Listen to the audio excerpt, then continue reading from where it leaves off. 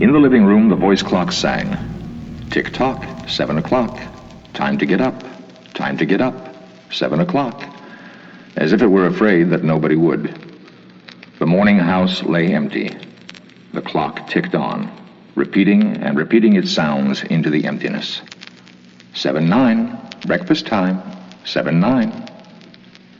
In the kitchen, the breakfast stove gave a hissing sigh and ejected from its warm interior 8 pieces of perfectly brown toast, 8 eggs, sunny side up, 16 slices of bacon, 2 coffees, and 2 cool glasses of milk. Today is August 4th, 2026, said a second voice from the kitchen ceiling, in the city of Allendale, California. It repeated the date 3 times for memory's sake. Today is Mr. Featherstone's birthday. Today is the anniversary of Toledo's marriage. Insurance is payable, as are the water, gas, and light bills. Somewhere in the walls, relays clicked. Memory tapes glided under electric eyes. 8-1, tick-tock. 8-1 o'clock, off to school, off to work, run, 8-1. But no doors slammed. No carpets took the soft tread of rubber heels. It was raining outside. The weather box on the front door sang quietly. Rain, rain, go away. Rubber's raincoats for today. And the rain tapped on the empty house, echoing. Outside, the garage chimed and lifted its door to reveal the waiting car. After a long wait, the door swung down again. At 8:30, the eggs was like aluminum wedge scraped them into the sink, where hot water whirled them down a metal throat, which digested and flushed them away to the distant sea. The dirty dishes were dropped into a hot washer and emerged twinkling dry. 9:15 sang the clock. Time to clean. Out of warrens in the wall, tiny robot mice darted. The rooms were acrawl with the small cleaning animals, all rubber and metal. They thudded against chairs, whirling their mustached runners, kneading the rug nap, sucking gently at hidden dust. Then, like mysterious invaders, they popped into their burrows. Their pink electric eyes faded. The house was clean. 10 o'clock. The sun came out from behind the rain. The house stood alone in a city of rubble and ashes. This was the one house left standing. At night, the ruined city gave off a radioactive glow which could be seen for miles. 10:15. The garden sprinklers whirled up in golden founts, filling the soft morning air with scatterings of brightness. The water pelted window panes, running down the charred west side where the house had been burned evenly, free of its white paint. The entire west face of the house was black, save for 5 places. Here, the silhouette in paint of a man mowing a lawn. Here, as in a photograph, a woman bent to pick flowers. Still farther over, their images burned on wood in one titanic instant, a small boy, hands flung into the air. Higher up, the image of a thrown ball, and opposite him, a girl, hands raised to catch a ball which never came down. The 5 spots of paint, the man, the woman, the children, the ball, remained. The rest was a thin charcoal layer. The gentle sprinkler rain filled the garden with falling light. Until this day, how well the house had kept its peace. How carefully it had inquired, who goes there? What's the password? And getting no answer from lonely foxes and whining cats, it had shut up its windows and drawn shades in an old maidenly preoccupation with self-protection, which bordered on a mechanical paranoia. It quivered at each sound the house did. If a sparrow brushed a window, the shade snapped up. The bird, startled, flew off. No, not even a bird must touch the house. The house was an altar with 10,000 attendants, big, small, servicing, attending in choirs. But the gods had gone away, and the ritual of the religion continued senselessly, uselessly. 12 noon. A dog whined, shivering on the front porch. The front door recognized the dog voice and opened. The dog, once huge and fleshy, but now gone to bone and covered with sores, moved in and through the house, tracking mud. Behind it whirred angry mice, angry at having to pick up mud, angry at inconvenience. For not a leaf fragment blew under the door, but what the wall panels flipped open and the copper scrap rats flashed swiftly out. The offending dust, hair, or paper seized in miniature steel jaws was raced back to the burrows. There, down tubes which fed into the cellar, it was dropped into the sighing vent of an incinerator which sat like evil Baal in a dark corner. The dog ran upstairs, hysterically yelping to each door, at last realizing, as the house realized, that only silence was here. It sniffed the air and scratched the kitchen door. Behind the door, the stove was making pancakes, which filled the house with a rich baked odor and the scent of maple syrup. The dog frothed at the mouth, lying at the door, sniffing, its eyes turned to fire. It ran wildly in circles, biting at its tail, spun in a frenzy, and died. It lay in the parlor for an hour. 2 o'clock, sang a voice. Delicately sensing decay at last, the regiments of mice hummed out as softly as blown gray leaves in an electrical wind. 2:15. The dog was gone.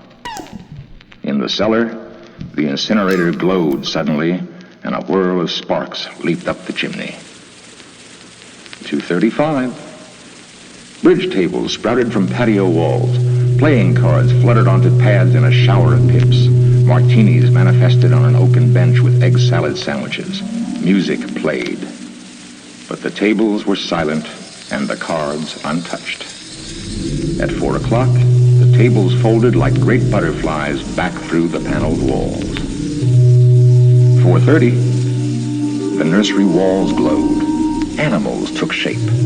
Yellow giraffes, blue lions, pink antelopes, lilac panthers cavorting in crystal substance. The walls were glass. They looked out upon color and fantasy. Hidden films clocked through well-oiled sprockets, and the walls lived. The nursery floor was woven to resemble a crisp cereal meadow. Over this ran aluminum roaches and iron crickets, and in the hot still air, butterflies of delicate red tissue wavered among the sharp aroma of animal spores. There was the sound like a great matted yellow hive of bees within a dark bellows, the lazy bumble of a purring lion, and there was the patter of okapi feet and the murmur of a fresh jungle rain, like other hoofs falling upon the summer-starched grass. Now the walls dissolved into distances of parched weed, mile on mile, and warm, endless sky. The animals drew away into thorn breaks and water holes. It was the children's hour. 5 o'clock. The bath filled with clear hot water. 6, 7, 8 o'clock. The dinner dishes manipulated like magic tricks. And in the study, a click.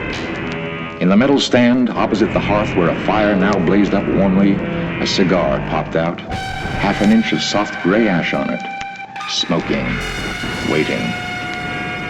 9 o'clock. The beds warmed their hidden circuits, for nights were cool here. 9. Foss spoke from the study ceiling. Mrs. McClellan, which poem would you like this evening? Silent. The voice said at last, since you express no preference, I shall select the poem at random. Quiet music rose to back the voice. Sarah Teasdale, as I recall, your favorite. There will come soft rains and the smell of the ground, and swallows circling with their shimmering sound, and frogs in the pools singing at night, and wild plum trees in tremulous white. Robins will wear their feathery fire, whistling their whims on a low fence wire. And not one will know of the war, not one will care at last when it is done. Not one would mind, neither bird nor tree, if mankind perished utterly.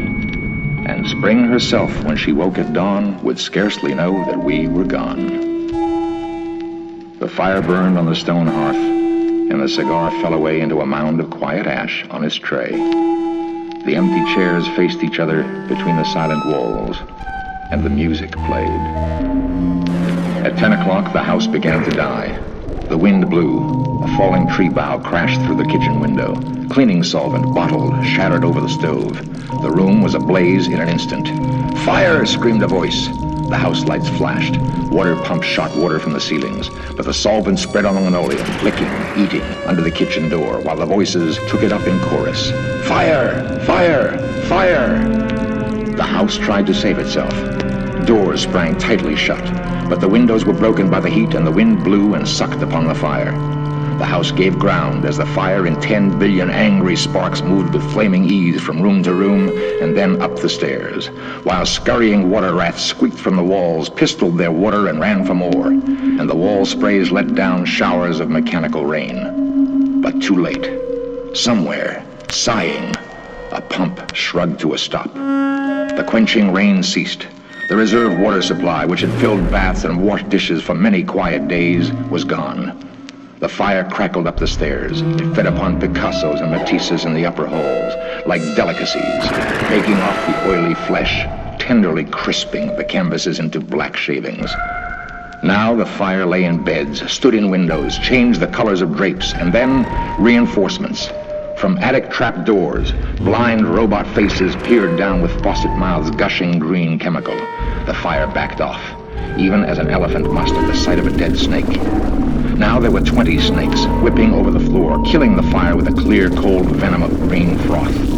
But the fire was clever. It had sent flame outside the house, up through the attic to the pumps there. An explosion. The attic brain, which directed the pumps, was shattered into bronze shrapnel on the beams. The fire rushed back into every closet and felt of the clothes hung there. The house shuddered.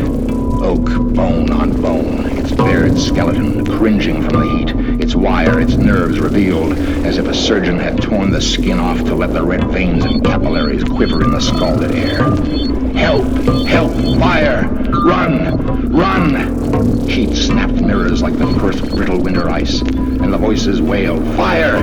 Fire! Run! Run! Like a tragic nursery rhyme. A dozen voices, high, low, like children dying in a forest, alone, alone. And the voices fading as the wires popped their sheathings like hot chestnut. 3, 4, 5 voices died.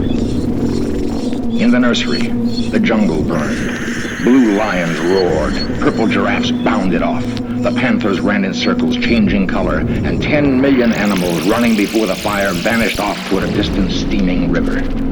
10 more voices died. In the last instant, under the fire avalanche, other choruses, oblivious, could be heard announcing the time, playing music, cutting the lawn by remote control mower, or setting an umbrella frantically out and in the slamming and opening front door. 1,000 things happening like a clock shop when each clock strikes the hour insanely before or after the other. A scene of maniac confusion, yet unity. Singing, screaming, a few last gleaming mice darting bravely out to carry the horrid ashes away, and one voice, with sublime disregard for the situation, reading poetry aloud in the fiery study until all the film spools burned, until all the wires withered and the circuits cracked. The fire burst the house and let it slam flat down, puffing out skirts of spark and smoke. In the kitchen, an instant before the rain of fire and timber, the stove could be seen making breakfasts at a psychopathic rate. 10 dozen eggs, 6 loaves of toast, 20 dozen bacon strips, which, eaten by fire, started the stove working again, hysterically hissing. The crash. The parlor into cellar, cellar into sub-cellar, deep freeze, armchair, film tape, circuit, beds, and all like skeletons thrown in a cluttered mound deep under. Smoke and silence. A great quantity of smoke. Dawn showed faintly in the east. Among the ruins, one wall stood alone.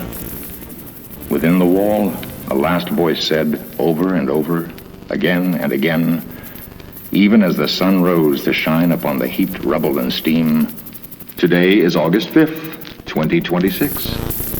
Today is August 5th, 2026. Today is August 5th, 2026. Today is August 5th, 2026.